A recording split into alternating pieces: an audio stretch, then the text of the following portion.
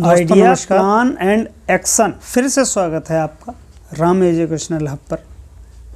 आइए आज फिर से दोस्तों मैं आपके साथ एक नई बुक शेयर करने जा रहा हूँ, the law of success. Napoleon Hill बहुत बड़े लेखक रहे और उनकी book think and grow rich के बाद लॉ ऑफ सक्सेस ये जो बुक आई, इसने तहलका मचा दिया। इसके बहुत बड़े बड़े परिणाम रहे। अगर आप अपने लाइफ में स्ट्रॉन्ग कुछ परफॉर्मेंस करना चाहते हैं तो आप उनकी बताई हुई 17 तरीकों को आप ज़रूर आजमाइएगा। सबसे नंबर 1 पे आता है डेफिनेशन। आपकी पर्पस क्या है। आप लाइफ में अगर आपके पास एक बर्निंग डिज़ायर है, आप कुछ बड़ा अगर सोचते हैं बड़ा करने के लिए, तो आपका उद्देश्य एकदम निश्चित होना चाहिए, फिक्स होना चाहिए। नंबर 2 चैप्टर में वो बात करते हैं मास्टर माइंड अलायंस। देखिए, आपका माइंड तो विशेषज्ञ है, लेकिन फिर भी अगर आप बड़ा करें तो मास्टर माइंड, जब एक से अधिक माइंड एक साथ मिल करके और फिर काम करते हैं तो उसको मास्टर माइंड का नाम दिया जाता है। तो उन्होंने मास्टर माइंड अलायंस के ऊपर बहुत ज़्यादा जोर दे करके कहा था, अगर बड़ी जर्नी करनी है तो आप मास्टर माइंड अलायंस को यूज कीजिए। चैप्टर नंबर 3 में बात करते हैं गोइंग द एक्स्ट्रा माइल। आप का लक्ष्य बड़े लक्ष्य के लिए जाइए, छोटे लक्ष्य के लिए आप जाएंगे छोटा ही मिलेगा। अगर आपने बड़े लक्ष्य को निर्धारित किया तो आपको जीवन में बड़े बड़े चीज़ें मिल सकती हैं। नंबर 4 बात करते हैं अप्लाइड फेथ, विश्वास। हर एक में आप विश्वास व्यक्त कीजिए।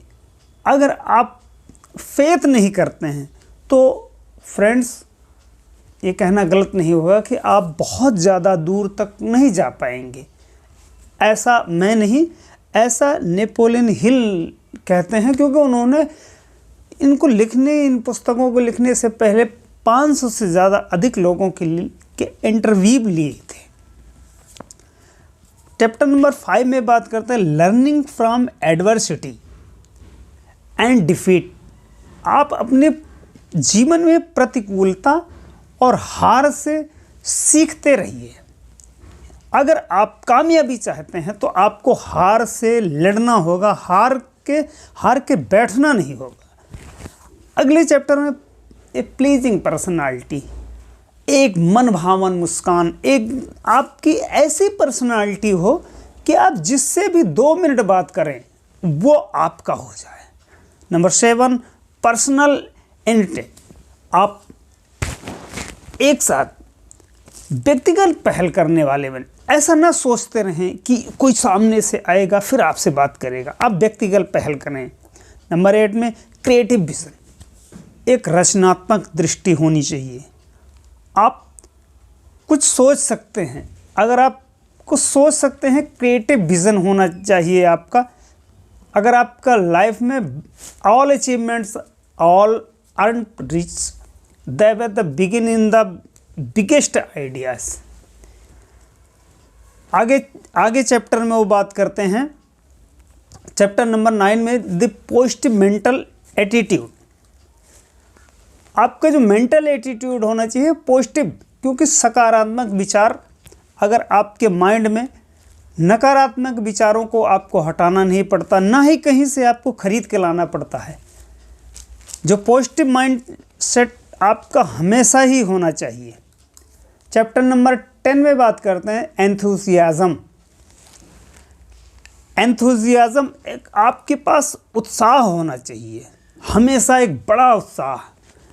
हर काम को आप उत्साह के साथ करेंगे, उत्साह के साथ काम करते रहेंगे तो आपके पास थकान नज़दीक नहीं आएगी।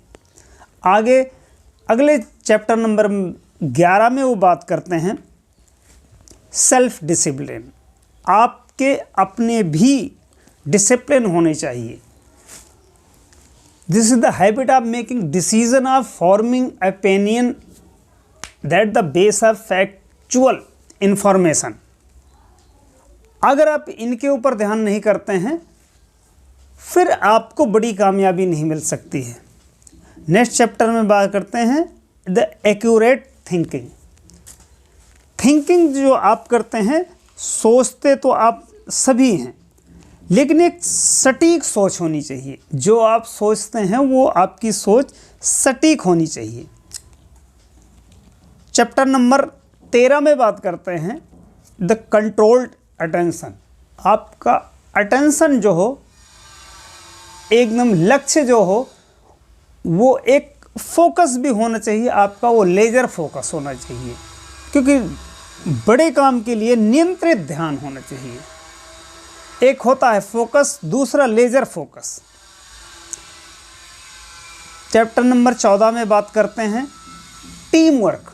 जब भी आप काम करें, टीम के रूप में काम करें, क्योंकि एक आदमी अगर बड़े बिजनेस को आप करने जा रहे हैं, जीवन में बड़े लक्ष्य को आप पाना चाहते हैं, तो आपको टीम के साथ काम करना चाहिए। और टीम में आपके पास समझदार लोग भी होंगे, कम समझदार भी लोग होंगे, जो सभी को एक साथ, राजनीति को आप उठा के देखिए, कैसे कैसे लोग भी होते हैं। लोग सभी को जो साथ लेके चलता है वही टीम वर्क है। नंबर 15 में बात करते हैं मेंटेनेंस ऑफ साउंड इफेक्ट। आप ध्वनि स्वास्थ्य का रखरखाव भी कीजिए, क्योंकि ध्वनि स्वास्थ्य बहुत ही ज़रूरी है। चैप्टर नंबर 16 में बात करें the wasting of the time and money. आप अपने टाइम और उस पैसे का, दोनों का बजट बनाइए। यानी कि जीवन में कम से कम आपको सेविंग बहुत ज़रूरी है, और समय के साथ सेविंग करते रहेंगे। और बजट, टाइम का भी बजट बहुत ज़रूरी है। अगर आपने टाइम का बजट नहीं किया तो आपके पास मनी ज़्यादा देर तक नहीं रहेगी। अगर मनी के ऊपर आपने ध्यान नहीं दिया तो आपका टाइम खराब होता रहेगा। इसलिए समय और धन के बजट को आप अपने हिसाब से, आप किस लेवल पे हैं, कहाँ जाना चाहते हैं, उस तरीके से आप अपने आप को और अपने बजट को समराइज कीजिए। नेक्स्ट और लास्ट चैप्टर में बात करते हैं सकारात्मक आदतें स्थापित करना। आप अपने अंदर जो भी आदतों को आप अपने आदत में ले आ रहे हैं, वो आदतें आपकी होनी चाहिए पॉजिटिव। आपको नेगेटिव आदतों से दूर जाना होगा। आप पढ़ने की आदत डालिए। बुक्स पढ़ना लाइफ में बहुत ही ज़रूरी है। अगर आप बुक्स पढ़ते हैं तो आपको काफ़ी लोगों का साथ मिलेगा, जो अच्छे से अच्छे, अगर पॉजिटिव लोगों के साथ रहेंगे तो उस पॉजिटिव लोगों की भीड़ में आप चले जाइए, तो आप वहाँ से आगे के लिए धक्के में ही, धक्का लगते के साथ साथ भी आगे आप बढ़ सकते हैं। तो वीडियो अगर आपको अच्छी लगी हो तो लाइक कीजिएगा, कमेंट कीजिएगा। और ये नेपोलियन हिल द्वारा इस बुक की समरी है। अगर आप इससे ज़्यादा जानना चाहते हैं तो आप बुक्स को खरीदीजिए, ऑनलाइन ऑर्डर कीजिए।